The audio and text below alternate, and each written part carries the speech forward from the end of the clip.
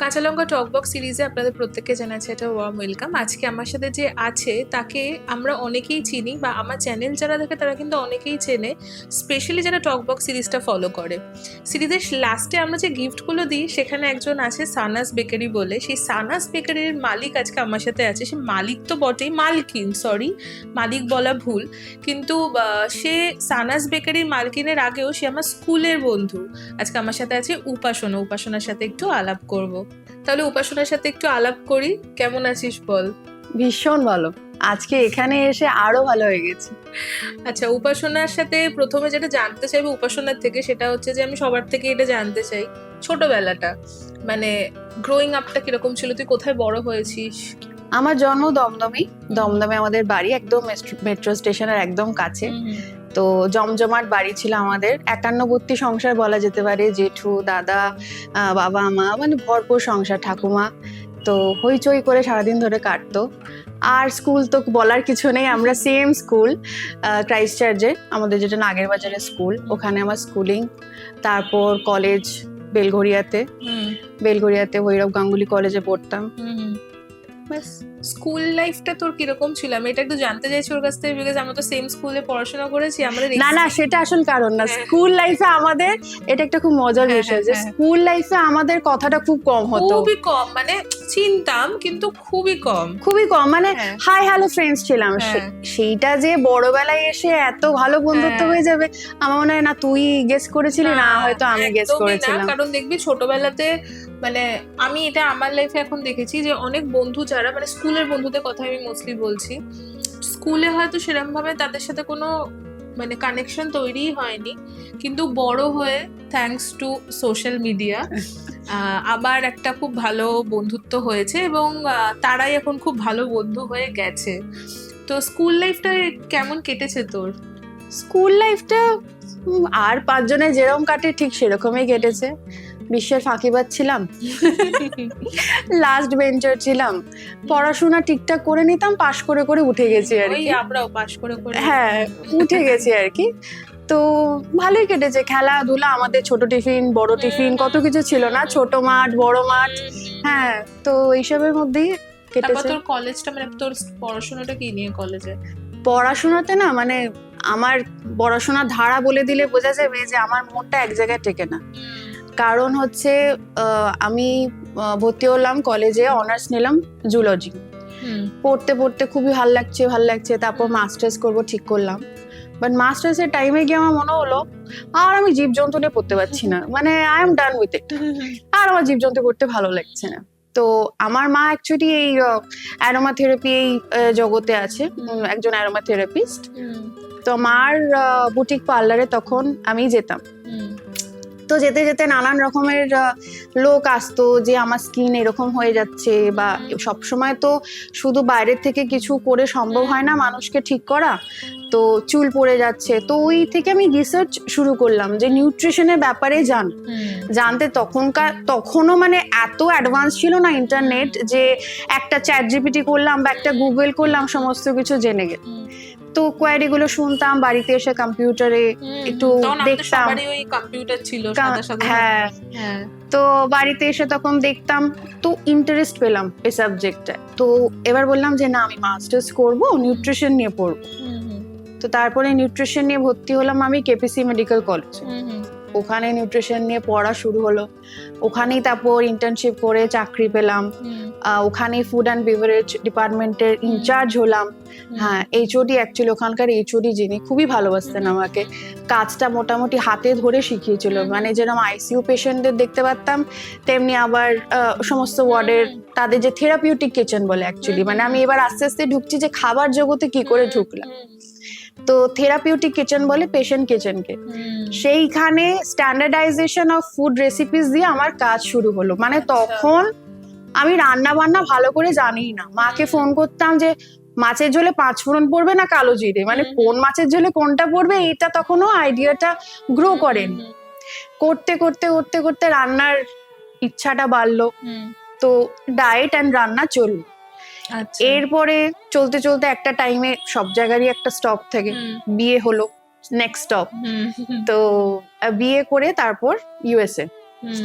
USA তে যাওয়ার পর তো এখানে কাজ সবাই জানে যে খুব একটা মানে ইজিলি পাওয়া না একদম পসিবল না।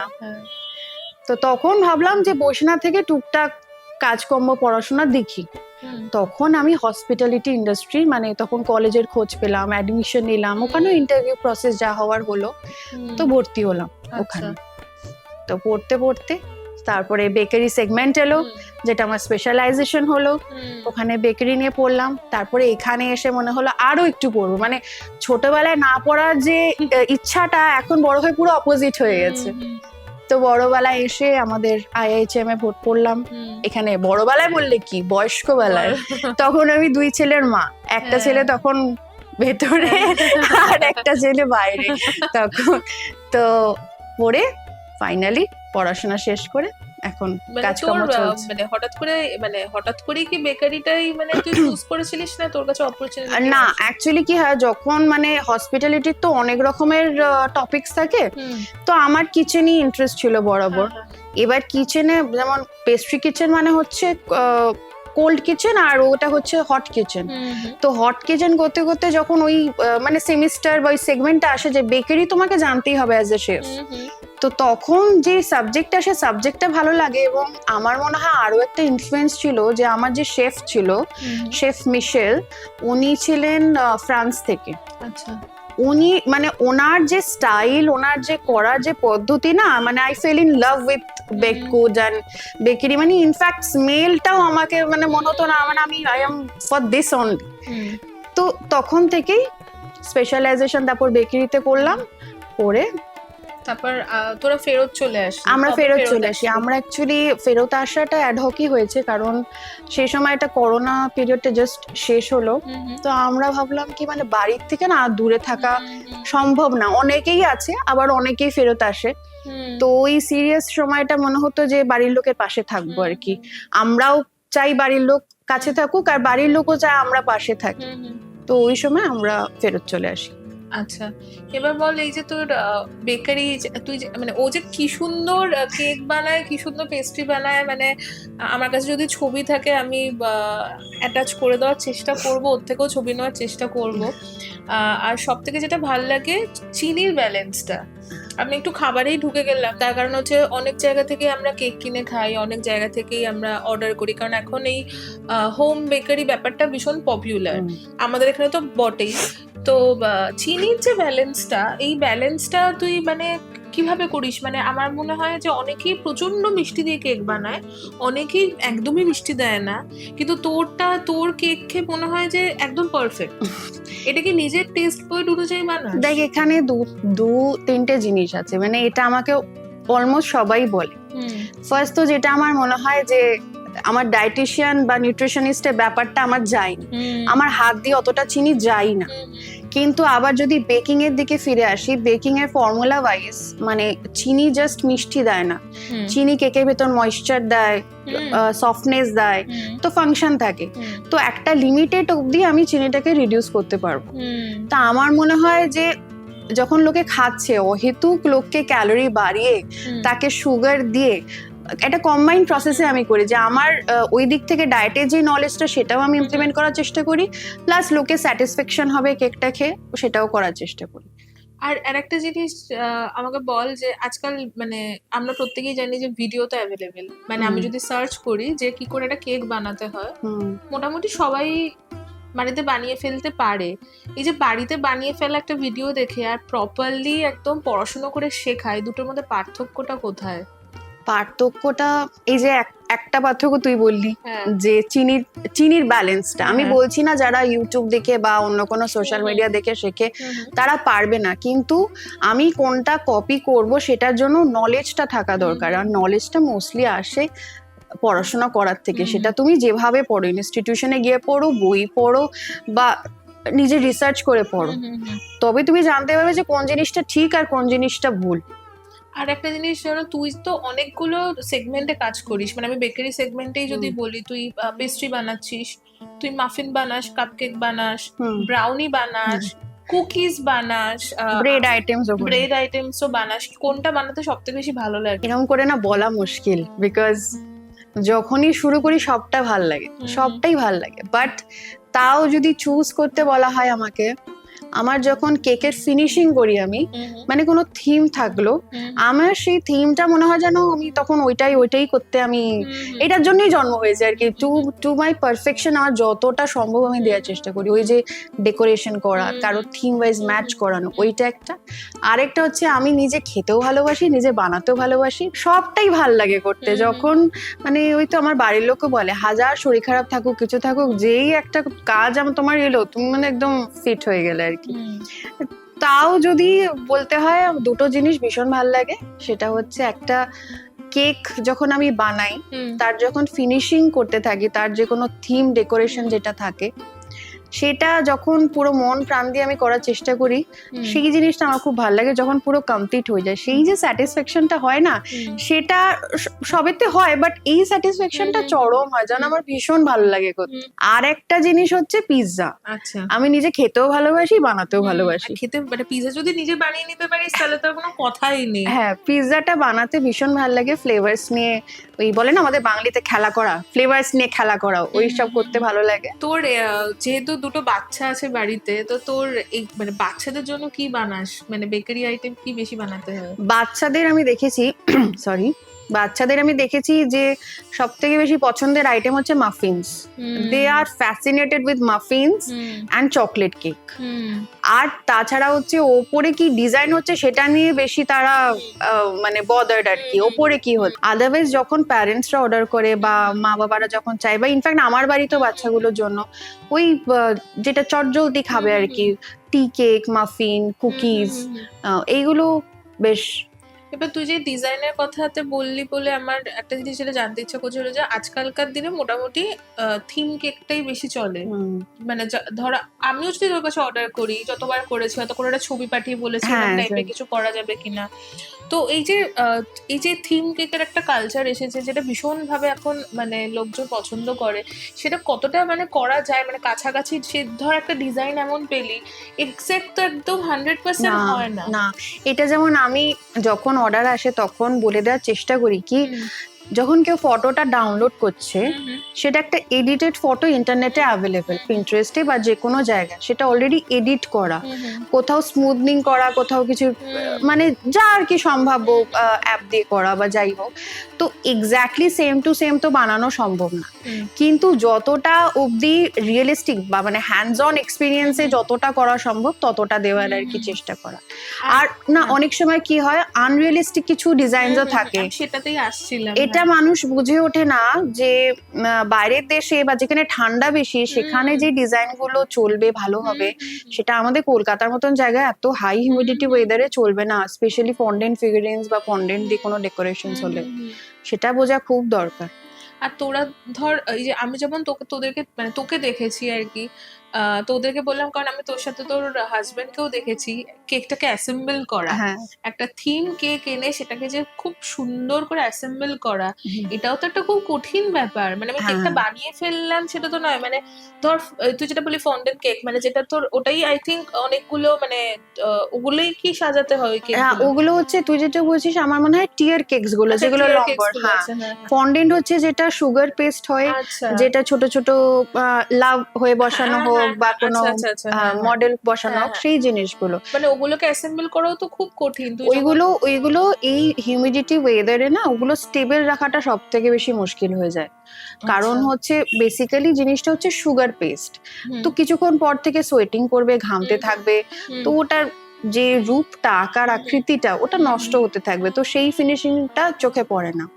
আরো একটা জিনিস যেটা হয়, যেটা এডিটেড পিকচার্সে থাকে, অনেক হাই মানে গ্রেডেড কালার থাকে, অনেক অনেক এডিটেড কালার থাকে। এবার যখন ওই লুকসটা স্বাভাবিক একটা লাল রঙের কেক, ওই ডিপ রেড কালারটা তো আমি দেবো না, অন্য কালার, তাও বা যদি একটু প্যাস্টেল শেডে দিই, রেড কালার দিলেও খুবই লাইট, কারণ মানে রেড কালার না ন্যাচারাল না। আর ওই পিগমেন্টেশনটা আনার জন্য যতটা কালার দিতে হয়, ইটস নট, যতই ফুড কালার হোক, মানে আননেসেসারিলি আমি কেন প্রিজারভেটিভ কেমিক্যালস শরীরে ঢোকাবো।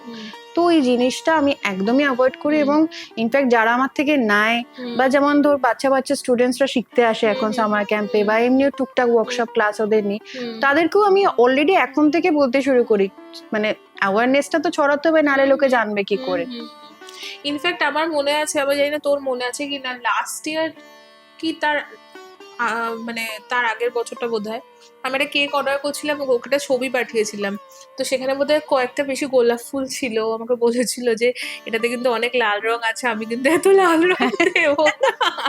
আমি তখন বোধহয় তোর মনে আছে? হ্যাঁ হ্যাঁ, তখন তো পিঙ্কে মনে নেগোসিয়েশন চলছিল। নেগোসিয়েশন চলছিল কালার নিয়ে। এটা কিন্তু খুব মজাদার, মানে জেনারেলি এগুলো মানে দেখা যায় না, আমি একটা ডিজাইন দিলাম করে দিল, মানে আমি খাবো তোমার কি, মানে এরকম একটা ব্যাপার, কিন্তু ও এটা মেনটেন করে, এটা আমি দেখেছি। তো আর একটা জিনিস বলে যে তুই সামার ক্যাম্প করাস, ওয়ার্কশপ করা, সেগুলো কবে থেকে শুরু করলি?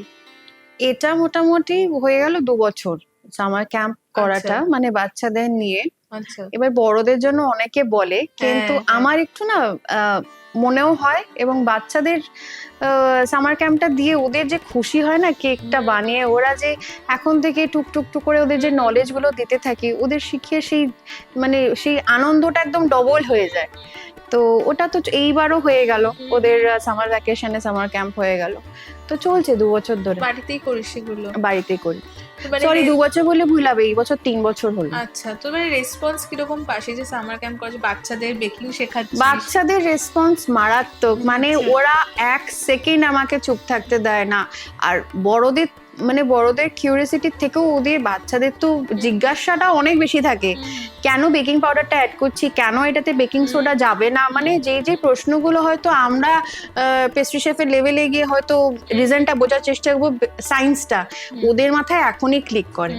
আর সে মানে সবাই বলে না, দেখতেও পাচ্ছি চোখের সামনে, যত দিন যাচ্ছে বাচ্চারা তত অ্যাডভান্স হচ্ছে। হ্যাঁ, মানে আমাদের ছোটবেলায় ভাবে আমরা তো এমনি খেলনাবাটি খেলতাম, হ্যাঁ, আমরা ওটা খেলে তখন- খুশি। তখন কি আমরা মানে আমাদের কোনো সামার ক্যাম্প, আমাদের গরমের ছুটির একটা কনসেপ্ট হ্যাঁ। ছিল, গরমের ছুটি মানে বাড়িতে থাকো, খেলছো দেলছো, পড়াশোনাও করতে হবে, মানে ওই আর কি, স্কুলে যেতে হবে না, স্কুলে সেটার বাইরে সবকিছু করা যায়।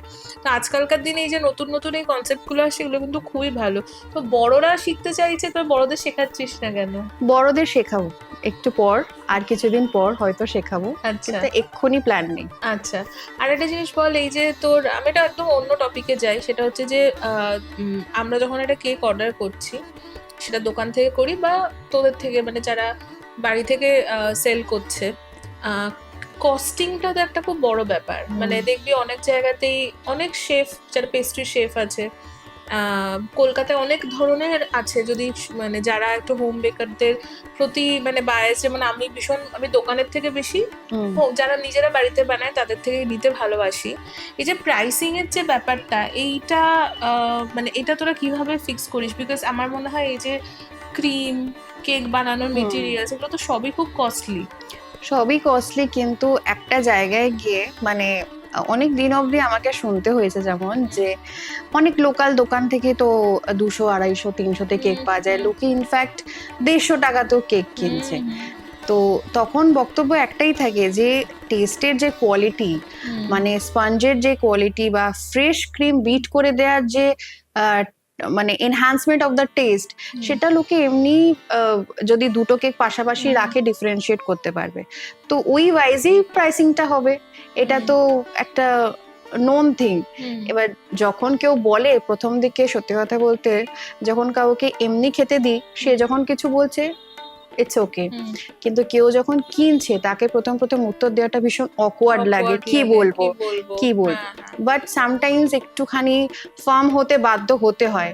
যেমন কিছুদিন আগে আমি বলেছিলাম যে আপনার যদি ওই কেকটা এত ভালো লাগছে তাহলে একটু ট্রাই করে দেখুন না, তাহলে আপনি আমার কাছে আসছেন তো একটা কোনো কারণে, because it's a known fact. আমি সাপোজ যখন শুরুর দিকে যে কেউ কেক বানাচ্ছে, তো তুই আমাকে একটা কেক অর্ডার দিলি, আমি তোর একটা কেকের জন্য ওভেনটা চালাবো, ইলেকট্রিকটা পোড়াবো, ক্রিমটা বানাবো, সমস্ত কিছু একটা কেকের জন্য করব, আর আমি ফ্রেশ ডেলিভার করব। তো সেইটার সাথে যদি আমি কম্পেয়ার করি, যেখানে আমি বাল্ক স্যানিটেশন প্রসেস কি ফলো হচ্ছে জানি না, কিভাবে তৈরি হচ্ছে জানা নেই, সেই জিনিসটার সাথে যদি কম্পেয়ার মানুষ করে ফেলে, তো এটা তো মানুষকে বুঝতে হবে। হ্যাঁ। আর এই যে আরেকটা জিনিস সেটা জানতে চাই, ইচ্ছা করছে, সেটা হচ্ছে যে তোর সানাস বেকারি নামটা তুই কেন দিয়েছিস? এটা নামটা প্রথমত কে দিয়েছে? আমি দিয়েছি। আচ্ছা, আমি দিয়েছি। তারপর যেমন তুই বললি যে হাজবেন্ড কেউ দেখেছিস অ্যাসেম্বল করতে, তো তো হাজবেন্ডের কথায় আসছি। ও মানে কি বলবো, ওতপ্রোতভাবে জড়িত আমার এই হ্যাঁ, বেকারির হ্যাঁ। পেছনে, কিন্তু নামটা হুট করে একদিন আমিই দিয়েছি। এর পেছনে একটা গল্প আছে, অনেক দিন ধরে ভাবছি করব করব করব করব।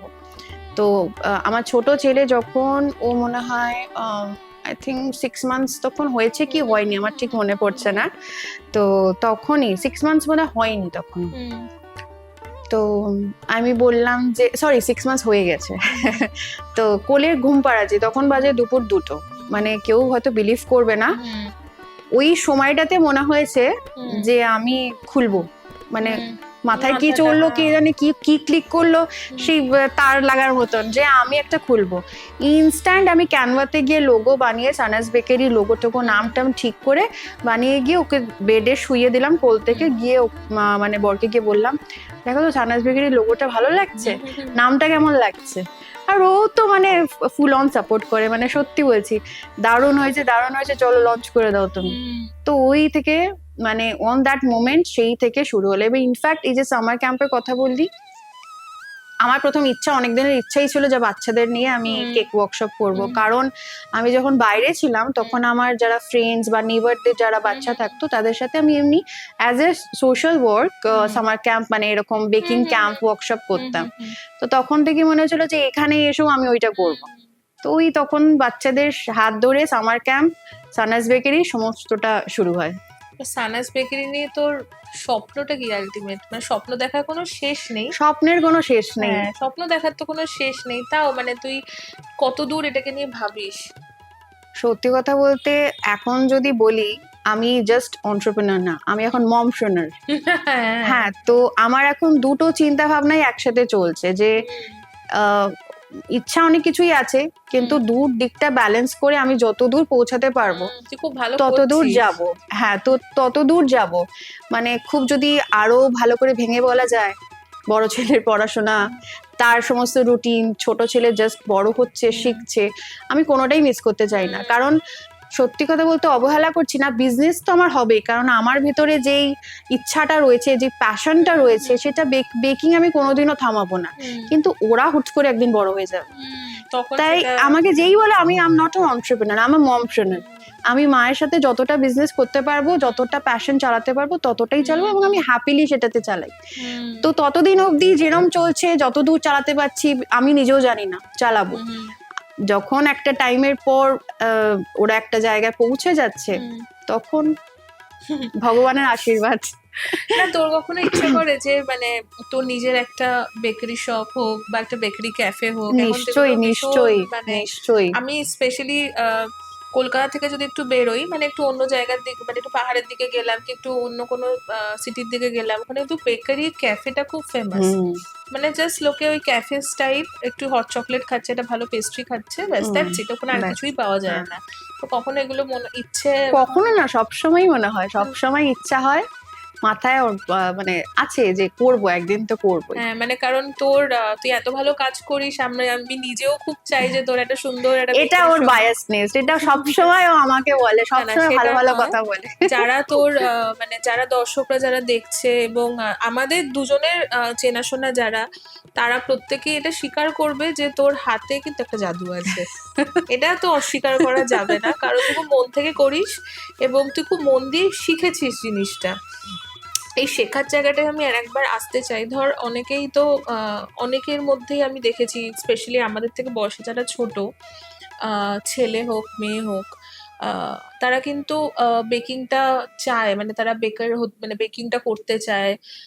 তাদের বেসিক্স পড়াশোনাটা কি হওয়া উচিত, মানে কোথা থেকে শুরু করবে? এবার হচ্ছে অনেকে অনেক ছোট বয়স থেকে শুরু করে দিচ্ছে, সেটা তো প্যাশন আলাদা বিষয়, বাট যদি এডুকেশন ওয়াইজ হচ্ছে, তো এখন যেমন আমি কলেজে যাই পড়াতে, তো ওখানে নিউট্রিশন কোর্সের আন্ডারে ওরা ব্যাচেলার্স করছে, নিউট্রিশন কোর্সের আন্ডারে একটা সেমিস্টারে ওরা টোটাল বেকারি সায়েন্সটাই রেখেছে। তো এখন যেমন অপশনস ব্যাচেলার্স থেকেই ওপেন হয়ে গেছে, ওখান থেকে অবভিয়াসলি শুরু করতে পারে। তারপর আমাদের তো কত রকমের কলেজ রয়েছে এখানে, আমি যেমন নিজে আইএইচএম কি বলবো, আইএইচএম এর যে বেকারি সেগমেন্ট রয়েছে বা হোটেল ম্যানেজমেন্টের রয়েছে, বাইরেও রয়েছে, কলকাতার বাইরে যদি কেউ যেতে চায়, তো ওইখানে খোঁজ নিতে হবে যে কোন স্পেশালাইজেশনটা কিসের ওপর মোস্টলি করবে। আমার যেমন ফ্রেঞ্চ বেকারিতেই আমার সবসময় বরাবরের ভালোবাসাটা থেকেছে, তাই আমি IHM জয়েন করেছিলাম, কারণ ওদের যে বেকারি সেগমেন্টটা ওটা ফ্রেঞ্চ বেকারির ওপরই বেশি। এই সেগমেন্ট মানে এই যে তোর থেকে এটা প্রথম শুনলাম, যেগুলো আমরা অনেকেই কিন্তু জানি না যে বেকারিরও আলাদা আলাদা সেগমেন্ট আছে। বা তুই যেমন বলছিস ফ্রেঞ্চ বেকারির একটা সেগমেন্ট আছে, এরকম মানে ফ্রেঞ্চ বেকারিটা কেন বলা হচ্ছে, এটা actually one and only and main বলা যেতে পারে, কারণ হচ্ছে বেকিং এর বলা যেতে পারে জন্ম ওখান থেকেই। আচ্ছা কারণ সমস্ত জিনিসের যে টেস্ট বা যে কি বলবো, সমস্ত জিনিসের যে টেস্ট বা লাইটনেস বা কি যেমন আমেরিকান, আমি যদি বোঝাতে যাই, এটা কোনো সেগমেন্ট না, কিন্তু আমি যদি বোঝাতে যাই taste wise, American bakery baked goods না ভীষণ মিষ্টি। আচ্ছা ওখানকার লোকে যেমন দে আর হ্যাবিচুয়েটেড উইথ ইট, যেমন একটা ডোনাটস নিবি, ওই ডোনাটটা এত মিষ্টি খেতে পারবি না, মানে কমপ্লিট করতে পারবি না। ফ্রেঞ্চ বেকারির প্যাটার্নটাই হচ্ছে মিষ্টি কম, অ্যাটলিস্ট আমি যতদূর শিখেছি, যার Light কাছে sugar. শিখেছি লাইট সুগারের উপর। আচ্ছা এবার হচ্ছে যে আমাদের এখানে এসে আমি 7 থেকেও কম করে দিয়েছি আর কি। আমি এটাই যেমন প্রথমটাই শুরুতেই বললাম যে যারা ওর হাতের কেক খেয়েছে তারা জানে যে সুগার মানে চিনির ব্যালেন্সটা ভীষণ ভালো। এবার তুই তো মানে এই যে তুই ধর আর একটা সেগমেন্ট নিয়েও কাজ করিস, সেটা হচ্ছে তুই ওই ডায়েট জিনিসটাকে মাথায় রেখে ওটস দিয়ে কুকিজ বানাচ্ছিস। তারপর আই থিঙ্ক তুই তোর ময়দার জায়গায় আটা দিয়ে বা এ দিয়ে কেক বানাচ্ছিস বা ওটস দিয়ে বানাচ্ছিস, তো সেগুলোর ডিমান্ড কিরকম? সেগুলো যারা অ্যাকচুয়ালি মোস্টলি যারা সুগার আছে, ডায়াবেটিস আছে, ডায়াবেটিসের কি হয়, ক্রেভিংটা একটু বেশি হয়, এটা because of the problem also, মানে প্রবলেম বললে ভুল হবে, because of the diagnosis also. তো তাদের ক্ষেত্রে মোস্টলি ওটসটাই আমি দেওয়ার চেষ্টা করি আটাটার জায়গায়, কারণ ওটসের যে ফ্লাফিনেসটা আছে না, ওটা ঠিক আটাতে পুরো জিনিসটা আসে না। তো ওটস নিজেও বেকড গুডসটাকে অনেকটা বেশি ভালো করে দেয়, তো তার জন্য ওটাই দেওয়ার চেষ্টা করি। আর এছাড়া প্রবলেম হয়ে যায় যখন বেকড গুডস এর ক্ষেত্রে মোস্টলি এফেক্ট করে যারা কার্ডিও প্রবলেম রয়েছে বা যাদের লো ফ্যাট ডায়েট রয়েছে, তো তাদের ক্ষেত্রে সেই বাটারটাকে আমাকে অল্টারনেটিভ দিতে হবে। তো তেলটা একদমই চলবে না, মোস্টলি তেল দিয়ে দেওয়াই যাবে না। তো যারা এইসব নিয়ে কনসার্ন, যারা একটু রেগুলার বেসিসে খেতে পছন্দ করে, তারা আমার কাছে, মানে আমার রিপিটেটিভ ক্লায়েন্টস রয়েছে যারা ওই ওটস কুকিজ আর ওই ইনফ্যাক্ট বাইরেও যাচ্ছে এখন, তো ওইখান থেকে আর নিচ্ছে, তার মানে বুঝতে পারে যাচ্ছে তোর কেক এখন আসানসোল গেছে, বর্ধমান গেছে, আসাম গেছে, মুর্শিদাবাদ গেছে, তো ওইসব জায়গা থেকে যখন মানুষ নিচ্ছে, তখন মানে ইনিশিয়াল লেভেলে কথা বলছি, তখন মনে হয়েছে যে না, মানে ভালো বানাচ্ছি আর কি, লোকের তাহলে পছন্দ হয়েছে, কারণ আমার মোটোই ছিল দুটো জিনিসকে মিক্স আপ করে করা, তার সাথে রেগুলার বেকড গুডসও দেওয়া। এবার আমি নর্মাল আছি, আমি একদিনের জন্য তো আর diet friendly baked goods order করব না, তখন আমি নর্মাল রেগুলার বেকারি দেবো আর কি। আচ্ছা, তোর মোটামুটি একটা তো আমরা আইডিয়া পেলাম তোর বেকিং এর জার্নি সম্বন্ধে। তো তোর প্রথম মনে আছে প্রথম অর্ডারটা কি ছিল, মানে প্রথম যখন শুরু করেছিলিস ফার্স্ট অর্ডার? হ্যাঁ, ভীষণ মনে আছে, ফার্স্ট অর্ডার মনে আছে, ফার্স্ট ক্লায়েন্টকে সেটাও মনে আছে, এবং সে এখন আমার মানে ক্লায়েন্ট তো বটেই, বাট ভীষণ ক্লোজ ফ্রেন্ড হয়ে গেছে। সেটা হচ্ছে, তার নামটা আমি মানে বলছি না আর কি। তো আমাদের ওখানে, মানে আমি যেখানে থাকি সেই সোসাইটিতেই থাকে, তো ও প্রথম একটা অর্ডার দেয় চকলেট কেকের, তো ওনার হাজবেন্ডের জন্য গাড়ি থিমে ছিল, তো ওইটা প্রথম আমি অর্ডারটা পেয়ে মানে ভীষণ খুশি হয়েছিলাম, একটা স্ট্রেসও ছিল যে যাচ্ছে কি হবে, কেমন লাগবে আপাতত, কিন্তু আর ভীষণ মানে যেরকম তুই তো আমার বন্ধু করিস, বাট উনি প্রথম আমাকে দেখলো, চিনলো, জানলো, নিল, এবং উনি এত প্রশংসা করে, এখন তো খুব ফ্রেন্ড হয়ে গেছে, রেগুলার বেসিসে কিছু না কিছু নিতে থাকে, তো এটাই। আর এই যে বিভিন্ন ধরনের ক্লায়েন্টকে যে ডিল করিস, মানে অর্ডার দিচ্ছে, সবার সাথে যে খুব মধুর সম্পর্ক তৈরি হয় তা তো নয়, কিছু কিছু তো একটুখানি। হ্যাঁ, অবশ্যই সবার সাথে তো হ্যান্ডেল করিস কি করে, মানে সবার সাথে তো মনের মিল হয় না, কিন্তু ওই যে আমাদের হসপিটালিটি ইন্ডাস্ট্রিতে একটা জিনিস শিখিয়েছে, হাসি ছাড়া কখনো কোনো কথা না বলতে, তো সেটা 1-to-1 হোক আর ওভার দ্য ফোন হোক, ফোনটা রেখে দেওয়ার পর আমি আলটিমেটলি পেস্ট্রি শেফ হওয়ার পরেও মানুষ, ফোনটা রেখে দেওয়ার পর যদি একটু সামান্য ইরিটেশন হচ্ছেও সেটা নিজের মধ্যে করে শেষ করে দিলাম বা কিছু, কিন্তু ওভার দ্য ফোন তো মানে ক্লায়েন্ট ইজ গড, কিছু বলার নেই আমার, যা বলছে সেটা মেনে নিতে হবে, ডিল করতে হবে, এবং যদি কিছু না মানার মতন থাকে সেটা বুঝিয়ে দিতে হবে।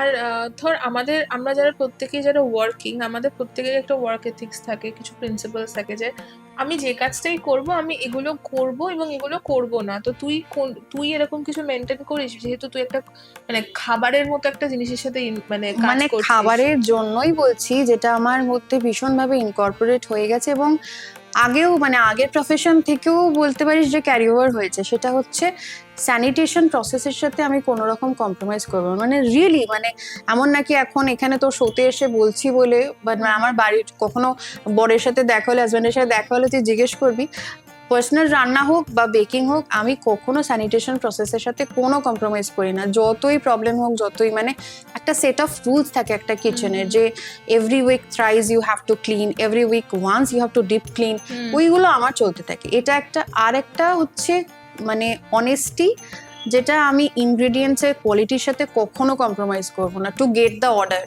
কি সাপোজ আমার একটা কোনো জিনিস 600 দাম, কেউ চাইছে 400, আমি দিতে পারবো না, বিকজ আমি যে ইনগ্রেডিয়েন্টসের কোয়ালিটিটা মেনটেন করছি আমি সেটাই মেনটেন করব। সেটার জন্য না তো আমি প্রাইসটা বাড়িয়ে দেবো, না তো আমি তোমার বাজেটে এসে তোমার মতন করে আমি কমিয়ে জিনিসটাকে করব। তো এই জিনিসগুলো আমি মানে ভীষণ ফলো করি। আর আরেকটা জিনিস যেটা আমি দর্শকদের জন্য তোকে বলতে বলছি, সেটা হচ্ছে যে মোটামুটি দর্শক তো বুঝতে পেরেছে যে তুই কি কি বানাস, তাও তুই যদি একবার বলে দিস যে তুই কি কি বানাস, যাতে দর্শকদের বুঝতে সুবিধা হয়, আর কেউ যদি মনে করে তোর কাছ থেকে কিছু নেবে। আমি মোটামুটি সব রকম জিনিস বানাই। পেস্ট্রি শেফ যখন হয়েছি তখন সমস্ত কিছুতেই দক্ষতা থাকতে হবে এরকম একটা ব্যাপার নিয়েই সর্বদা চলেছি। কিন্তু তাও যেহেতু আমি হোম বেকারি চালাই, বাড়ি থেকে কেক, কুকিজ, পিৎজা, ব্রাউনি, যে কোনো ব্রেড আইটেমস যেটা আজকে বানাবো সেটা একটা, তো এইরকম সব ধরনের জিনিস মোটামুটি, এবং অবশ্যই ডায়েট ফ্রেন্ডলি এবং সমস্ত বেক গুডস হোক, কুকিজ হোক, কেকস হোক, ব্রাউনিও বানাই ডায়াবেটিস ফ্রেন্ডলি, আমি ব্রাউনিও বানাই। তো মানে সেটা কি মানে সেটা ওটস দিয়ে বানাস ব্রাউনি? ওটস, আচ্ছা, মানে ব্রাউনি ওটস দিয়ে, এটা কিন্তু ইন্টারেস্টিং, এটা কিন্তু একবার তোর থেকে খেতে হবে দিয়ে, ব্রাউনি খেতে হবে ভীষণ ভালো। এবং মানে কিছু ডিফারেন্স খুব একটা বোঝা যায় না, মানে রিয়েলি মানে আমি নিজে যখন খেয়েছি, যখন প্রথমবার বানিয়েছিলাম তখন মনে হচ্ছিল যে মানে খুব হয়তো মাইনিউটলি কেউ বসলে হয়তো বুঝতে পারবে this is not the normal brownie, but তার জন্য অনেক ফোকাস করে খেতে হবে, বোঝা যাবে। এবার আরেকটা তোকে প্রশ্ন করি, সেটা হচ্ছে যে এতদিন কত বছর হয়ে গেল তুই এই কাজটা করছিস? মানে বেকারি এটা ইন্ডিয়াতে তো হয়ে গেল 3-3.5, আর তারপর ওইখানে ইউএসএ তে হয়ে গেছে 2-2.5, মানে বেকারি। মানে খুব হয় না, বেকারি শুরুয়াতটা অ্যাকচুয়ালি ওইখানেই হয়েছে, যেটা আমি মিস করে গেছি বলা। যখন করতে করতে ওইখানে মানে বেকারি নিয়ে পড়াশোনাটা শুরু করি, তখন খানিকটা করোনার টাইমিংও ছিল। তো যাই হোক, পড়াশোনাটা শেষ করে ওইখানে আমি আমার মতন করে ইন্ডিয়ান কমিউনিটিতে ক্যাটারিং চালাতাম আমার নিজের। আচ্ছা আচ্ছা, হ্যাঁ। তো ক্রিসমাস সময় কাজের মধ্যে ছিলিস? চেষ্টা করেছি, বা বলা যেতে পারে ইন্টেনশনালি করিনি, হয়ে গেছে মানে করছি, মানে করে যেতাম আর কি। তো ওইখানে অ্যাকচুয়ালি বেক গুডস এর সাথে বাকি জিনিসও করতাম আমি, যেটা বাঙালি স্পেশাল বা কলকাতা ফুড বলা যেতে পারে। কিন্তু ওইখানে প্রথম কেকের কাজটা শুরু করি, যেমন ক্রিসমাসে আমার মনে আছে অ্যাকচুয়ালি ফার্স্ট অর্ডার, এটাও বলা উচিত আমার টেকনিক্যালি, আমি ফার্স্ট অর্ডার নিয়েছিলাম অ্যারাউন্ড 20-22 ক্রিসমাস কেকস একলা বানিয়ে ডেলিভার করেছিলাম ইন 1.5 ডে। 1.5 ডেতে 22টা কেক বানালি কি করে? মানে মনে সারাদিনই মোটামুটি করেছিলাম আর কি, টুকটাক যা বাড়ির কাজ ছাড়া। তো ওই আর কি, কারণ হচ্ছে সেটা সেই দিনটা ওখানে কি হয়, ক্রিসমাসে তো আমরা বাইরে ঘুরতে থাকি, কিন্তু যেইবারের কথা আমি বলছি সেইবার আমরা বেরোতে পারিনি, বিশাল বৃষ্টি হয়েছিল। তো তখন বাড়িতে বসে বসে কি করব, তো আমার যেহেতু ক্যাটারিংটা অনগোয়িং চলছিল, তো ওখানে আমি ডিক্লেয়ার করেছিলাম যে আমি কেক, এই ক্রিসমাস কেক করব, কিন্তু তখন শিখছিলাম। তো তখন বানিয়েছিলাম 22টা কেক প্রথম। বানিয়েছিল, দারুণ ব্যাপার। তো আমি এই প্রশ্নতেই আসছিলাম যে এতগুলো বছর ধরে ধর কাজ করছিস, মানে খুব স্পেশাল কোনো কাজ যদি যেটা তোর মনে থাকবে সারা জীবন, যে আমি একটা খুব স্পেশাল কাজ করেছিলাম, খুব স্পেশাল ফিল করেছিলিস, এরকম কোনো কাজ করেছিস যেটা একবারে মনে পড়ছে তোর ধর এখন? একবারে এরকম করে সত্যি বলছি, মানে অনেক কটা কাজই স্পেশাল, একটাকে বললে না বাকিগুলোর সাথে দুটো তিনটেও বলতে পারিস, বাকিগুলো ইনজাস্টিস হয়ে যাবে বাকিগুলোর দুটো সাথে। তিনটেও বলতে পারিস, কোনো অসুবিধা নেই। যেমন রিসেন্ট একটা করলাম, যে মানে আমার দুই ছেলের জন্যই করেছি, বাট বড় ছেলের জন্য একটা করলাম, যে ওর যেহেতু ওর কনস্ট্রাকশন থিম, বড় হয়েছে তো 7 years old, তো কনস্ট্রাকশন থিম, লিগোস, বিল্ডিং ব্লকস, এইগুলো ওর ভীষণ ইন্টারেস্টিং লাগে ওর। তো একটা বেশ অনেক বড় একটা ফিগার তৈরি করে ওর ফটো দিয়ে, কনস্ট্রাকশন থিম দিয়ে, ওর ওই হেলমেট দিয়ে, রোড ব্লকস দিয়ে, তারপর ওই জেসিবি, মানে নামগুলো তো আমার মনে থাকে না এদের সব নাম, এটা এই গাড়ি এক্সকাভেটর, এটা ওই ট্রাক, এটা বুলডোজার, তো ওই সমস্ত থিম দিয়ে আমি এখনো ছবিটা ছাড়িনি, তো ওইটা একটা করেছি, ওটা খুব স্পেশাল লেগেছে আমার। আর আরেকটাও আছে, বলবো? আরেকটা যে তোর বিয়েতে যে ওয়েডিং কেকটা বানানো হয়েছিল, ওটা যদি মানে ওটার মেমোরিটা আমার কাছে খুব একটা কোর মেমোরি। কেন বলছি, কারণ ও আমাকে বলেছিল যে আমি একটা তোর বিয়ের দিন একটা কেক, আমি তোকে ওকে বলেছিলাম বিয়ের দিন আনিস না, কারণ বিয়ের দিনকে অনেক রিচুয়ালস থাকে। হ্যাঁ, তো ও রিসেপশনে বললো আমি তাহলে একটা কেক নিয়ে যাব। তো জেনারেলি কি হয়, মাথায় একটা থাকে যে ঠিক আছে বন্ধু কেক নিয়ে আসবে, বাট যখন ও কেকটা নিয়ে এসেছিল আমি অনেকক্ষণ, মানে আমি তখন না মানে বুঝতে পারিনি এত লোকের মাঝখানে, কিন্তু তারপর আমি যতবার ভেবেছি এত সুন্দর, মানে এত সুন্দর একটা কেকও বানিয়ে এনেছিল। আমার ইনলজের দিকে সবাই বলে, এখনো বলে, তারা বহুদিন ধরে খুব তৃপ্তি করে কেক খেয়েছে। এবং আমার বরের কাছে কেকটা খাওয়ার থেকে বড় কথা, ওটা আমাদের দুজনের কাছে খুব একটা কোর মেমোরি, মানে ওটা আমাদের কাছে সারা জীবন আমাদের মনের ভেতরে থাকবে, বিয়ের অনেকগুলো মেমোরির মধ্যে। এত সুন্দর একটা কেকও বানিয়ে এনেছিল, মানে অপূর্ব, মানে ওখানে ওই দিনকে যারা ছিল সবাই গোল করে কেক দেখছিল, ঠাকুর দেখার মতো। এটা খানিকটা আমি তোকে তখনও বলেছিলাম, আগেও বলেছিলাম, যে বন্ধুত্ব হিসেবে ভালোবাসা আমি অনেক কিছু দিতে পারতাম, মানে গিফটটা আলাদা জিনিস, এইটা ছিল একটা ওয়ান অফ দ্য, মানে কি বলবো, part of my emotion towards you. তার পিছনে হিস্ট্রিও আছে অনেক, মানে আজকে বলেই দিই আমি কথাটা তাহলে।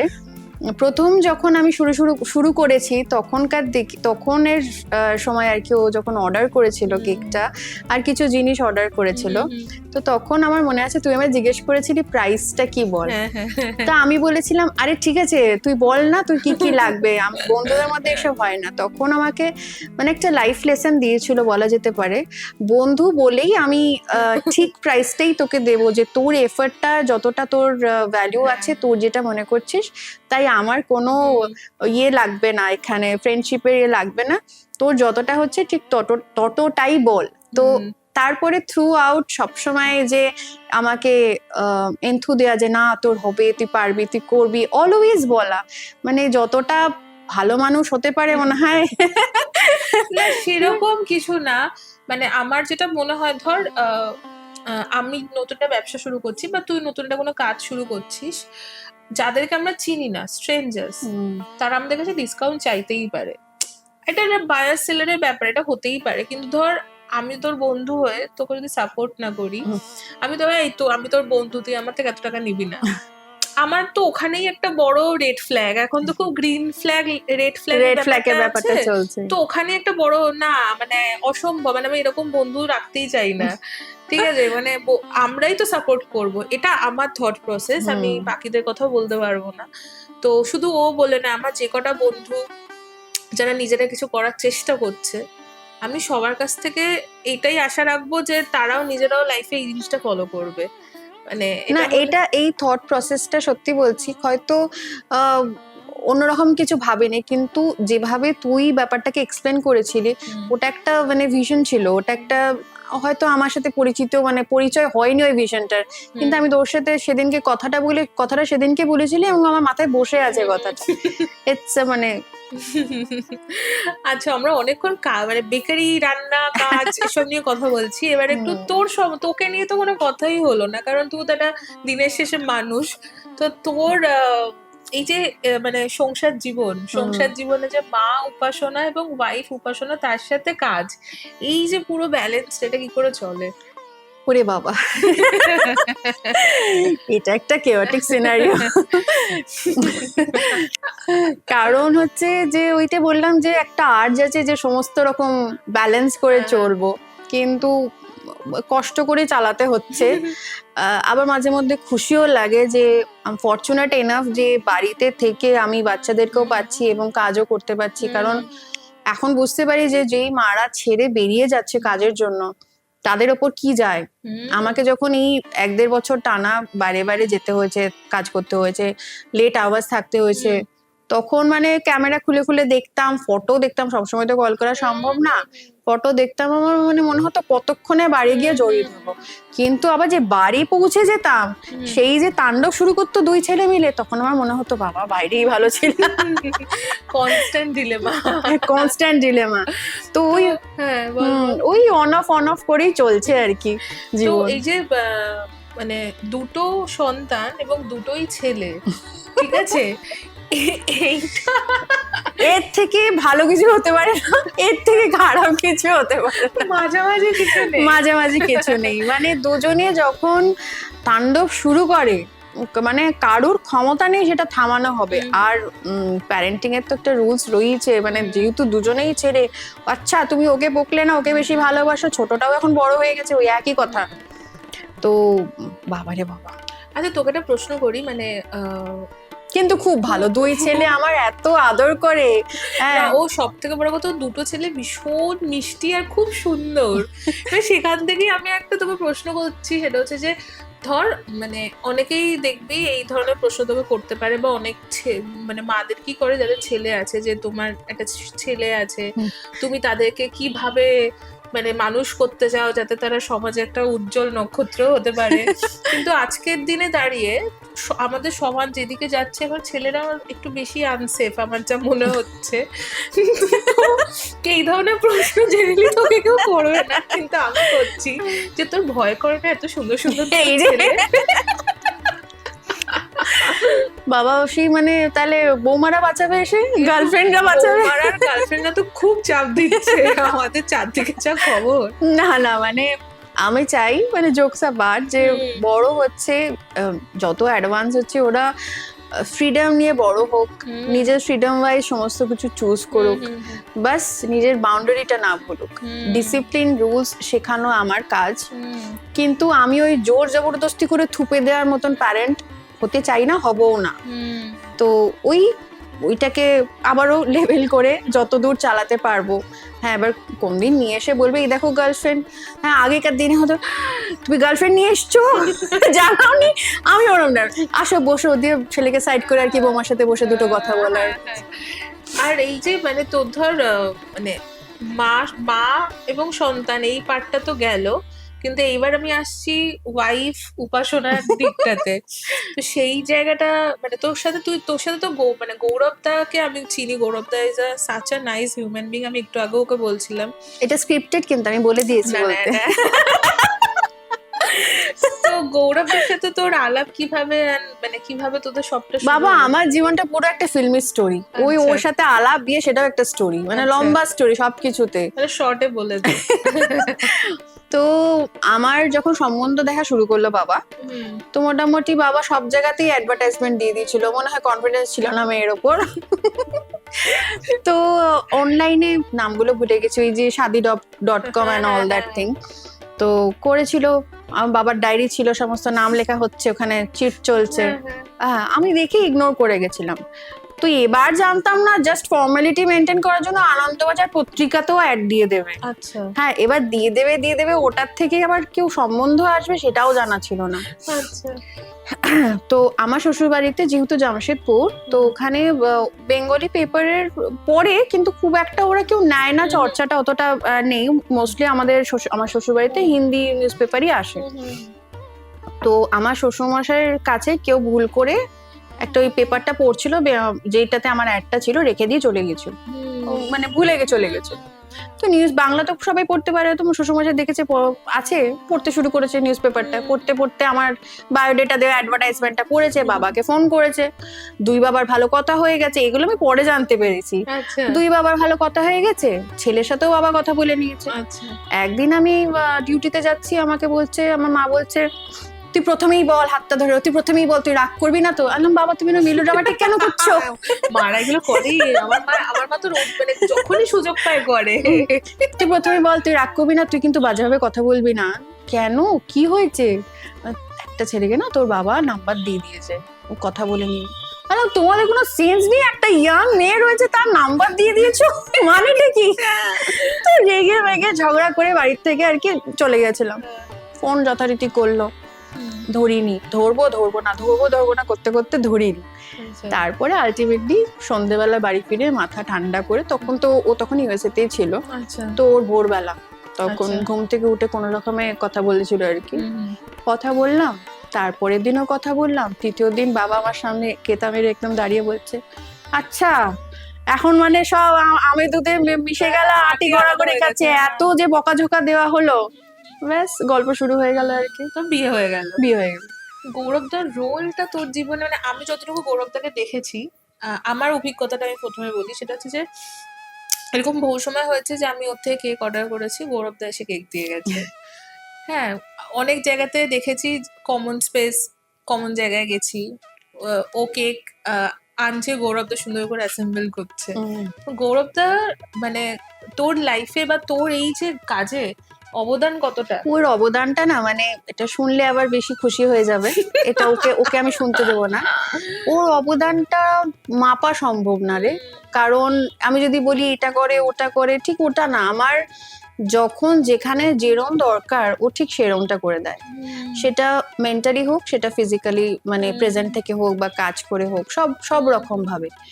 আর ও মানে ও না খুব কুইক লার্নার, মানে ছোট ছোট যে কাজগুলো ধর আমি করছি, আমার একলা হাতে সম্ভব হয়ে উঠছে না, ওকে শিখিয়ে দিচ্ছি, ও তখন সেটা করে মানে হেল্প করে দেয়, রেখে দেয়। তো ওইটাই ওর অবদানটা, সত্যি বলতে পারবো না। এই পার্টটা গৌরবদাকে শুনিয়ে দিস একটু। না, এটা ওর জন্য কাট করে দেওয়া হবে। তো সংসার, তাহলে এখন সংসার জীবনটা কেমন চলছে? তাহলে মোটামুটি ঠিকঠাক সংসার জীবন চলছে, ভালোই চলছে। এবার একটু আসি খাওয়া দাওয়াতে, কারণ আলটিমেটলি তো কাঁচা লঙ্কা একটু খাওয়া দাওয়া ব্যাপার। এবার তুই কতটা ফুডি বল? ভীষণ, দেখে বোঝা যাচ্ছে না, ভীষণ। আমাদের সবাইকেই দেখে বোঝা যায় আমরা ফুডি। এইবার হচ্ছে আমি নিজেই নিজের কন্ট্রাডিক্টরি জায়গায় মাঝে মধ্যে পৌঁছে যাই আর কি। তো যেহেতু ডায়েটের এথিক্স গুলো রয়েছে, আবার শেফের ব্যাপারগুলোও রয়েছে, কিন্তু আমাদের যে যখন মানে লোকে ভাবে শেফ মানে খুব হয়তো খাওয়া দাওয়ার এটা হবে, কিন্তু দুটো জিনিস আছে, একটা হচ্ছে আমাদের নিউট্রিশনাল ব্যাপারটাও মাথাতে রাখতেই হয়, মানে ওটাও পার্ট অফ দ্য স্টাডি, কি পড়তে হবে, জানতে হবে, অ্যাপ্লাই করতে হবে। আর তাছাড়া হচ্ছে যে মানে কিচেনে যখন ঘোরা হয়, অনেকে অনেক রকম টেস্টিং করায়, সেইগুলো যদি আমরা ভালো করে টেস্ট করতে থাকি, তাহলে তো ব্যাস হয়ে গেল আর কি। বাড়িতে রান্না টান্না করিস মোটামুটি? করতে হয়। তোর এমনি সকাল থেকে রাত অব্দি যদি একটা মানে বলা হয় যে তুমি সকাল থেকে রাত অব্দি কি কি করো সারাদিন, তো মোটামুটি তুই কি কি করিস? সকাল থেকে উঠে প্রথমত টুকটাক বাড়ির যা কাজ একটু ফলো আপ করা, ওরা যদি স্কুলে গেল স্কুলে পাঠিয়ে দিলাম। ভোরটা হয় আমার 5:30 থেকে 6টার মধ্যে। প্রথমে বড়জন বেরোয়, তাকে রেডি করা, ওটা তারপর সেকেন্ড জন বেরোয়, রেডি করি, গৌরব তারপর নিয়ে চলে যায় তাকে স্কুলে। তারপরে যে সময়টা থাকে ওটা একটা মি টাইম, ওটাই আমার মি টাইম একটা। মোস্টলি কেউ কোনো পুরুষ থাকে না বাড়িতে তখন। তো চাটা খেয়ে ফ্রেশন আপ হয়ে আমার সকালবেলা মোস্টলি মানে প্রোডাকশনের কাজগুলো হয়, মানে ওভেনের যে সমস্ত কাজগুলো সারাদিনের জন্য, সেগুলো করে সেরে রাখি, বিকজ তারপর আবার ওরা আসবে। তো ওরা চলে আসে স্কুল থেকে, বাই দ্য টাইম ওদের একটু লাঞ্চ ফলো আপ করা, একটু টাইম স্পেন্ড করা, একটু প্যাম্পার করা, করে আবার তো আমার একজন বাড়িতে দিদি আছেন, উনি হেল্প করেন বাচ্চাদের, আমার দুটোকে দেখেন, উনি আছেন বলেও খানিকটা আমি করতে পারি, এটা বাস্তব কথা। তো একটু তারপর উনি দেখেন, তারপর আমি আবার আমার কাজে লেগে যাই, একটু দুপুরবেলা একটা কাজ হয়, সন্ধেবেলা ফির ফ্যামিলি টাইম, তারপরে ওরা পড়তে বসা, বড়টার পড়তে বসা, ছোটটার টডলার অ্যাক্টিভিটিস, কখনো নিচে যাওয়া, মানে নিচে যাওয়া মানে কি আমাদের নিচে সাইকেল নিয়ে ওকে একটু যাওয়া। হ্যাঁ, বাট এটা মোস্ট অফ কেসেস মানে মোস্ট অফ দিন গৌরবই করে, কারণ আমার তখন আর শরীরটা থাকে না। স্বাভাবিক। হ্যাঁ, তো আবার কখনো আমরা সবাই মিলে হয়তো কোথাও গেলাম, তারপর ফিরে এসে ডিনার করে ওরা ডান, সেট ফর টুমরো মর্নিং, আমি আবার ঢুকে যাই আমার ফিনিশিং এর কাজে, বা যে কোনো ইন বিটুইন যদি ডেলিভারি থাকলো সেগুলো পিক আপ হ্যান্ডেল করা। এইভাবে কেটে যাচ্ছে। এইভাবেই কেটে যাচ্ছে। তুই এমনি কি খেতে সবথেকে বেশি ভালোবাসিস? মানে বাঙালি রান্না, বাঙালি খাবার, লুচি তরকারি দিলে আমি আর অন্য কোনো দিকে যাবো না। মানে পাশে যদি কেউ বিরিয়ানি মাংস দিয়ে দেয় তাও আমি যাবো না। লুচি কচুরি তরকারি হচ্ছে আমার, ছোলার ডাল, মিষ্টি মিষ্টি ছোলার ডাল সব থেকে বেশি ভালো লাগে। আর যদি বাইরের চাট বলা হয়, ফুচকা। ফুচকা খেতে কে না ভালোবাসে? যারা ভালোবাসে না তাদেরকে আমি খুবই জাজ করি। আমার বাড়ির নিচে একটা ফুচকাওয়ালা না, আমি অ্যাকচুয়ালি বলেছি না, ফুচকা ভালো লাগে না। ফুচকা করে এরকম হতে পারে, মানে আমি আমার বরকেই খুব জাজ করি, একদম ফুচকা খেতে ভালোবাসে না সত্যি। আর একটা দেখবি থাকে যে একটু বড়ের সাথে বেরোলো, একটু ফুচকা খেলাম, ও আমি টাকা দিয়ে দিচ্ছি, না টাকা কে চেয়েছে, আমি বলছি ওর মেনে যাবে, কিছুদিন পর দেখবি ভালোবেসে খাবে, কারণ গৌরবও খেতে চাইতো না। আচ্ছা, একটা দুটো আমার না বোরিং লাগতো ওরকম, দূর খেতে যেতে হবে না। তারপর যেহেতু ওরকম বললাম, তারপর 4টে হলো, তারপর এখন ও 6টা 8টা 10টা খায়, এমন সময় আমার থেকেও বেশি খায়। গৌরব তো ভালো ছেলে রে তুই। হ্যাঁ হ্যাঁ, ভীষণ ভালো ছেলে, ভীষণ ভালো। আমি অস্বীকার করেছি, আমি তো বলছি ভালো ছেলে। আচ্ছা, এমনি তোরা মানে বাইরে খেতে যাস? হ্যাঁ, মানে দুজনেই ফুডি তোরা? দুজনেই ফুডি। আর বাচ্চাগুলো ওইরকমই আমাদের মতোই হয়েছে, মানে তাহলে তো খাবার দাবার দেখলে আর কোনো চিন্তা নেই, আর কোনো চিন্তা নেই। বাট একটা আমার জন্য ভীষণ বড় কমপ্লিমেন্ট, যেটা বড়টা তো বলতে এখন ছোটটাও বলতে শুরু করেছে, যে তুমি বানাও KFC স্টাইল চিকেন, তুমি বানাও। ছোটটা এখন বলে মামি চিজা, মানে পিৎজা, মামি চিজা। তাহলে তো মানে তখন তো আরোই আনন্দ লাগে। হ্যাঁ, মানে কিছুদিন, মানে লাস্ট মান্থের কথা বলছি, বড়টা যেমন KFC খাবার খেতে খুব ভালোবাসে, তো তার কিছুদিন আগে আমি মনে হয় ওই বাড়িতে চেয়েছিল, আমি তো সবসময় তো খাবার অর্ডার করা যায় না, আর বানিয়ে দিয়েছিলাম। তো বলছে তুমি ওরা বানিয়ে দাও, তোমারটা বেশি ভালো হয়েছিল। বাবা, এটা একমাত্র আমার ছেলেই বলতে পারে। না, তার মানে তাহলে তুই বেকারি শপের সাথে সাথে কিন্তু একটা সানাস, একটা চিকেন ফ্রাই, একটা কিছু করলে হয়, আমরা অর্ডার করব। KFC থেকে অর্ডার করব না। না না না না। আচ্ছা, তোকে ফুড রিলেটেড কয়েকটা কোয়েশ্চেন করব, কয়েকটা কোয়েশ্চেন করার পর আমরা রান্না করতে চলে যাব, তো জানবো ওর থেকে আমরা কি রান্না করব আজকে। তো তোকে কয়েকটা মজার প্রশ্ন করবো আর কি, একদম না ভেবে চটপট করে উত্তর দিয়ে দিবি। সেটা হচ্ছে যে তোর বেকারি স্টাইলটা, তো প্রত্যেকে তো আলাদা আলাদা বেকারি, মানে প্রথম প্রশ্নটা এটাই যে তো প্রত্যেকটা মানুষের তো আলাদা আলাদা স্টাইল থাকে বেকিং করার, তোর বেকিং স্টাইলটা তুই যদি কোনো একটা ফুডের সাথে কম্পেয়ার করিস তাহলে কি হবে? ফুডের সাথে বেকিং স্টাইল? ফুচকা। ফুচকা কেন? ফুচকাতে সব রকম স্বাদ পাওয়া যায়, চাইলে মিষ্টিও পাওয়া যায়। তো আমার বেকারিতে এভরিথিং ইজ অ্যাভেলেবেল, এবং মোটামুটি বেশিরভাগ মানুষ ভালোবাসে।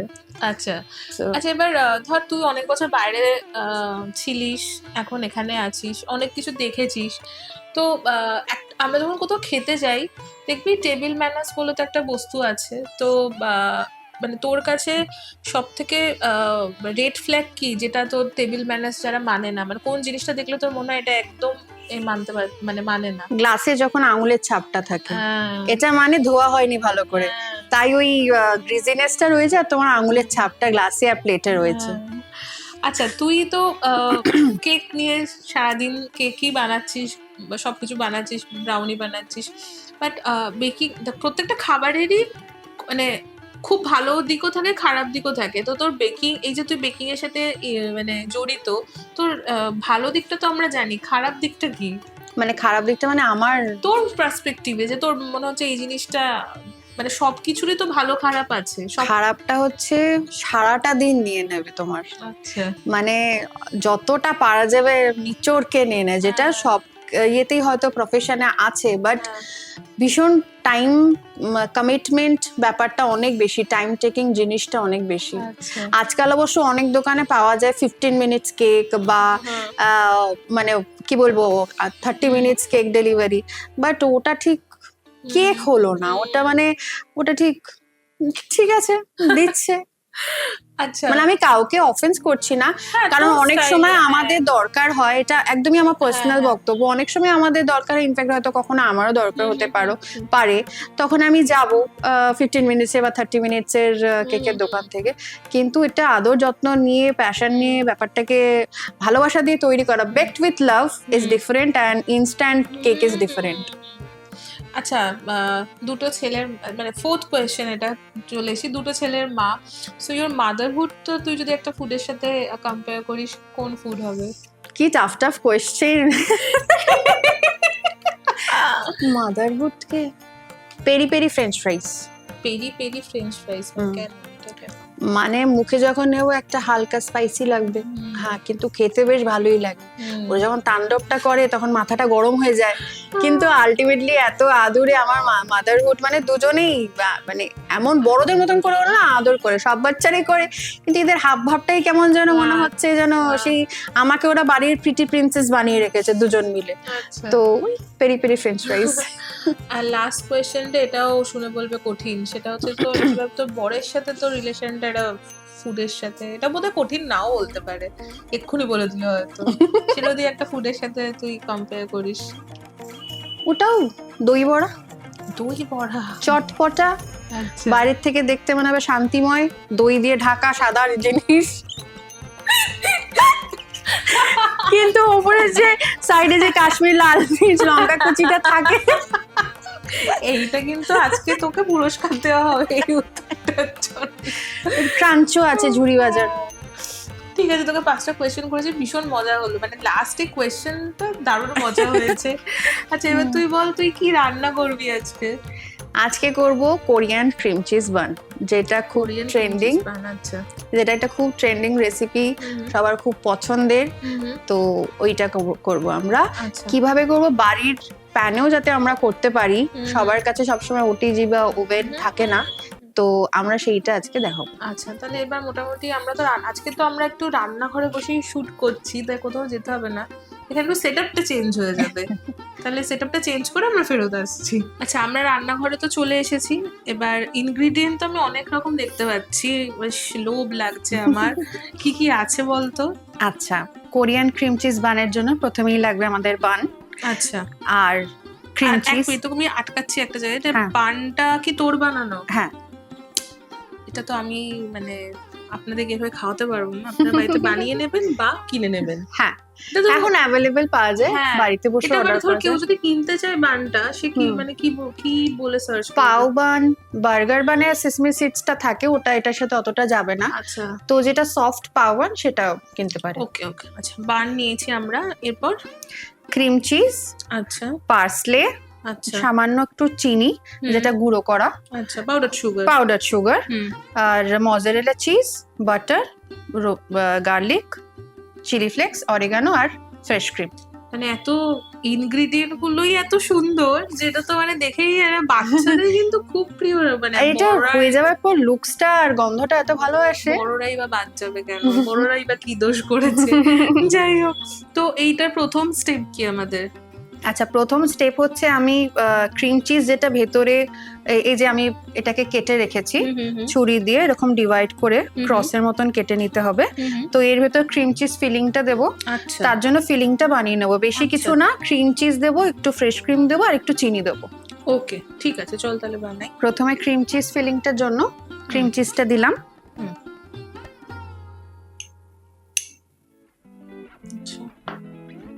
এটার সাথে একটু ফ্রেশ ক্রিম চিনি দেওয়ার আগে ক্রিম চিজটাকে একটু আমরা ইয়ে করে নেবো, উইস্ক করে নেবো, ফেটে নেবো হালকা। হ্যাঁ, এটা ফেটানোর সময় খুব বেশি সময় নিলে চলবে না, কারণ হচ্ছে রুম টেম্পারেচারে যদি বেশিক্ষণ আমরা এটাকে উইস্ক করি, এর টেক্সচারটা লুজ করে দেবে, পরে লিকুইডই হয়ে যাবে। আচ্ছা তারপর আবার চিনি দেবো, ক্রিম দেবো, তো এটা মোটামুটি এরকম একটা টেক্সচার, যেটা আমরা মাখনের মতন বলতে পারি, হ্যাঁ, হ্যাঁ, সফট মাখন। হ্যাঁ। এটাতে আসার পর আমরা চিনিটা দেবো।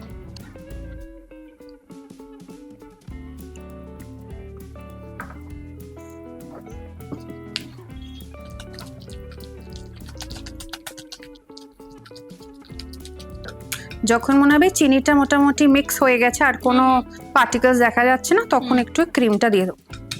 আচ্ছা, এই যে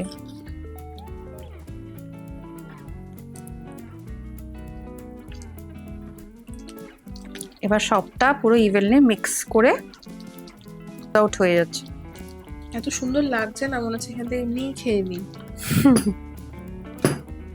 এবার এই ফিলিংটা ডান, আচ্ছা এটা রেখে দেবো। নেক্সট আমরা বানিয়ে নেবো গার্লিক বাটারটা। আচ্ছা তার জন্য প্রথমে দিয়ে দিই বাটারটা। আচ্ছা। খুব বেশি অপেক্ষা করব না গার্লিকটা দেওয়ার জন্য, কারণ না হলে বাটারটা মেল্ট হয়ে যাবে আর গার্লিকটা রোস্ট হবে না। আচ্ছা, তো একই সাথে বাটার মেল্ট হতে থাকবে আর গার্লিকটাও রোস্ট হতে থাকবে। ওকে।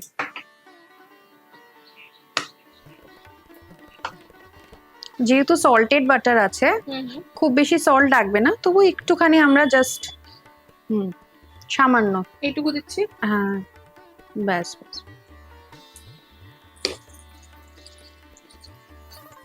মাখন আর রসুনের গন্ধটা কিন্তু দারুণ লাগে বল। হ্যাঁ না, একটা একটা ট্র্যাডিশনাল যেন স্মেল এই বাটার গার্লিকের। যে কোনো সস বানাতে গেলে তো ফার্স্ট এটা একটা প্রিমিয়াম, হ্যাঁ প্রিমিয়াম বেস। আর বেশি নাড়াচাড়া না করে কিছুক্ষণের জন্য ছেড়ে দেবো, বাটারটাও হালকা মেল্ট হবে আর এটাও রোস্ট হয়ে যাবে। হ্যাঁ, ওটাতে তো ভালো লাগবে না এই যে একটু একটু ব্রাউনিশ এসে গেছে, ব্রাউন কালারটা, এই সময়টা আমরা অফ করে দেবো। আচ্ছা, মানে আমরা পুরো ইন্ডাকশনটাই অফ করে দেবো, তাই? হ্যাঁ, ইন্ডাকশনটা অফ করে দেবো।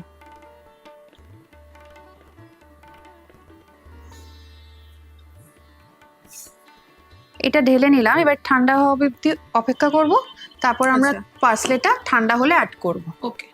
ততক্ষণ আমরা এই বানগুলো ক্রিম চিজ দিয়ে ফিল করে নিই। আচ্ছা, একটা চামচ দিয়ে হোক বা পাইপিং ব্যাগ দিয়ে হোক, যেরকম ভাবে সুবিধা, এই ক্রিম চিজটা ভরে নেব। আমরা তো ঘরোয়া উপায়ে দেখাচ্ছি যাতে সবাই মোটামুটি করতে পারে। হ্যাঁ, সবার কাছে তো বাড়িতে সবসময় পাইপিং ব্যাগ থাকে না, তো তাও ছোট একটা চামচ নিয়ে এরম করে ফাঁক করে আমরা মাঝখানে ঢুকিয়ে দেবো। টেকনিক এগুলো, কিন্তু আমরা হলে কি বলতো এরম এরম চারদিক দিয়ে খুলে দিয়ে দিতাম। এটা হচ্ছে মানে তুই যেটা করিস, তো টেকনিকটা খুব সুন্দর। এই হালকা হাতে ধরতে হবে যাতে নিচটা ছিঁড়েও না যায়, আবার ওপরটাও এসে যায়। আচ্ছা, এটা চামচ দিয়ে রেডি করে পুরো ইভেন লেয়ার করে আমরা আপাতত রাখবো। একে একে সবকটাই ভরে নেবো। ওর মতো করে ভালো পারছি না আমি, তো শিখে যাবো। কেন, এবার রাঁধুনি মানুষ, এত ভালো কুক শেফ। ভয় করছে। আমি পারলে তুইও পারবি। ও, আমার ডায়লগটা ওকে দিয়ে দিল।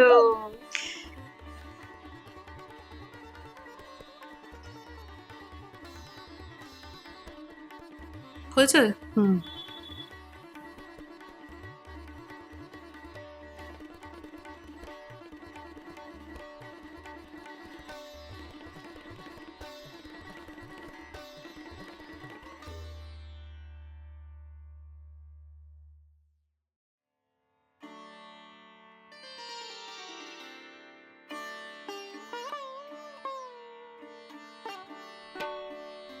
এবার এটা তো ঠান্ডা হয়ে গেছে, পার্সলেটা অ্যাড করে দেবো আমরা।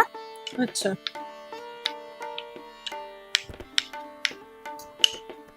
এই খাবারটার একটা মানে স্পেশালিটি হচ্ছে এই যে রসুন, পার্সলে আর মাখনের যে মিক্স স্মেলটা, দারুণ। রেডি, ওয়েট করছি কখন খাবো। এই জিনিসটা রেডি। এবার আমরা পানের ওপর সেগুলো একে একে ব্রাশ করে দেবো। আচ্ছা, এটার জন্য ব্রাশটা লাগবে, কারণ না হলে করতে একটু অসুবিধাই হবে। বেশ ভালো পরিমাণে তুলে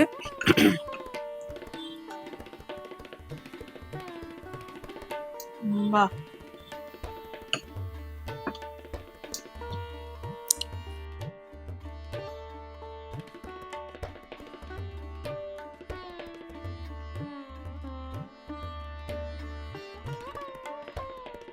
আচ্ছা, এই জিনিসটা মোটামুটি আমাদের ঘরে ঘরে সবার থাকে, ঘরে সবার থাকে। ঘরে থাকে। তো এইটাতে আমরা এগুলো দিয়ে প্যানে দিয়ে আমরা চিজটাকে মেল্ট করব, আর এই জিনিসটা হাফ বেক মতন করতে হবে, আচ্ছা বিকজ বানটা বেকড, এই হুম, জিনিসটা হাফ বেক হুম, করলে রেডি হয়ে যাবে। আচ্ছা তার আগে আমরা একটু চিজগুলো দিয়ে নিই।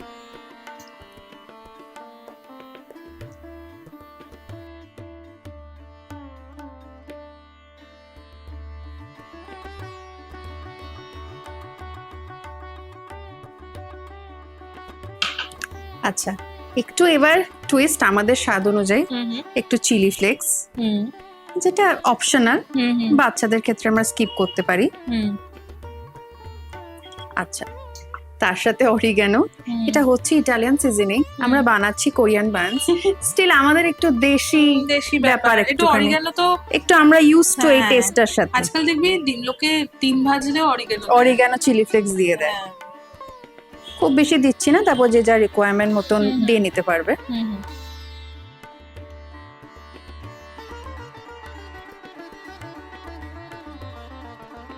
এবার আমরা এটা এখানে রেখে একটা একটা করে ব্রেডটা দিয়ে সাজিয়ে দেবো দেবো। তাই তো? হ্যাঁ, আচ্ছা, খুব ইজি এটা, বাড়িতে কারোর ওটিজি বা ওভেন না থাকলে আরামসে। আরামসে মানে পাওয়ান কিনে বাচ্চারা অনেক সময় অনেক হুম, কিছু চায়। এবার এটা এমন একটা রেসিপি, নিজেদের রিকোয়ারমেন্ট ওয়াইজ হুম, মডিফিকেশনস করতেই পারে কম বেশি। এই যে চিজগুলো আছে নষ্ট কেন করব? চিজ নষ্ট করা উচিত উচিত না ঠাকুর কোনো পাপ জিনিসই। দেবে। হ্যাঁ, যতটা পারবো আর কি দিয়ে দেবো আমরা। গরমে এটা দিয়ে দিয়েছি, এবার সামান্য জল দেবো, কারণ যাতে স্টিমে ব্যাপারটা আচ্ছা। আরো ভালো করে মেল্ট হয়ে যায়। ওকে, খুব কেয়ারফুলি দেবো যাতে বানটায় না লাগে। বানটাতে জল না লাগে। আচ্ছা 5 থেকে 7 মিনিট বান রেডি হয়ে যাবে।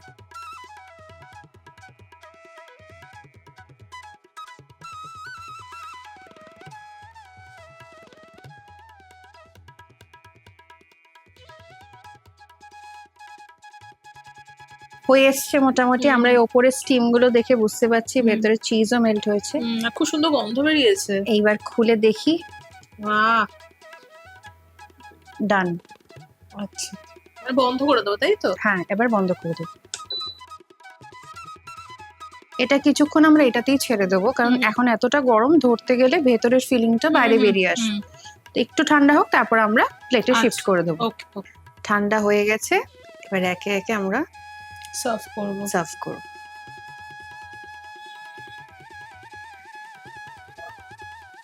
হুম।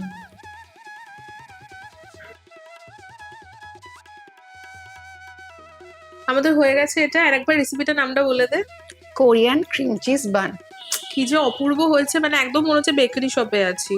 মানে বেশ সুন্দর ফ্রেশ একদম বেক হয়ে এসছে। এবার খেতে হবে, খাওয়ার আগে আমি একটু ওকে কয়েকটা প্রশ্ন করব আবারও, ভয় পাস না, ভালো ভালো প্রশ্ন করবো। সেটা হচ্ছে যে তুই কাঁচা লঙ্কা দেখিস? ভীষণ, আমি মানে ডেলি দেখি, মানে ডেলি বলতে যখনই আমি সময় পাই খুলে খুলে হুম। নোটিফিকেশনস গুলো যখন আসে দেখি। কিছু মানে রেসিপি কখনো বাড়িতে ট্রাই করেছিস?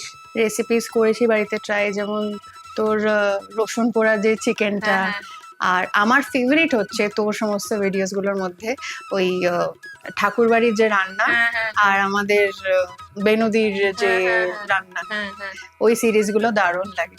তো বাড়িতে তাহলে ট্রাই করেছিস তো? একদম, আরো করেছি। তা তুই এমনি কাঁচা লঙ্কার দর্শকদের কি বলতে চাস, একটু যদি বলিস। আমার নতুন করে কিছু বলার নেই, কাঁচা লঙ্কা নামটাতেই সব বলে আছে যে এইখানে সমস্ত ঝাল ঝাল সুন্দর সুন্দর রেসিপিস পাওয়া যাবে। মিষ্টি মানুষ তো, তাই জন্য মিষ্টি রেসিপিসও আসে, অনেক রেসিপিস আছে। এরকম দেখতে থাকবে, আর like, follow, share, share, subscribe. আমরা বলি না আমরা লাইক চাই না, আমরা খালি বলে ছেড়ে দিই লাইক, ফলো, শেয়ার। আর তোর আজকে এমনি এসে কেমন লাগলো, একটু এক্সপিরিয়েন্সটা শেয়ার কর। দারুণ লাগলো, কারণ এই শোটাতে যখন ছোটবেলার বন্ধুর সাথে বড়বেলায় এসে এত বন্ধুত্ব হয়ে যায়, এবং ফাইনালি আমরা প্রফেশনাল এবং পার্সোনাল দুটো গল্প একসাথে করার সুযোগ পাই, জমিয়ে আড্ডা, হাসি, গল্প, আর তার সাথে রান্না, best combination ever. Thank you so much. আজকে তুই এসেছিস, তোর জন্য কিছু ছোট ছোট গিফট আছে, তোকে একটু গিফট গুলো দিয়ে দিই। প্রথমেই তোর জন্য মন্দারিকার তরফ থেকে একটা গিফট ভাউচার আছে, কখনো যাস। কেটল বেরির তরফ থেকে একটা গিফট ভাউচার আছে, কখনো কফি খেতে চাস কেটল বেরিতে। আচ্ছা, ক্যালকাটা হর্টিকালচার অ্যান্ড ফার্মের তরফ থেকে একটা গিফট ভাউচার আছে, গাছ কিনিস। আচ্ছা, রমনিজের তরফ থেকে একটা গিফট ভাউচার আছে, সামনে পুজো আসছে, তো জামা কাপড় কিনিস। খুব প্রয়োজনীয়। আর লাস্ট আমি ওকে কি দেব?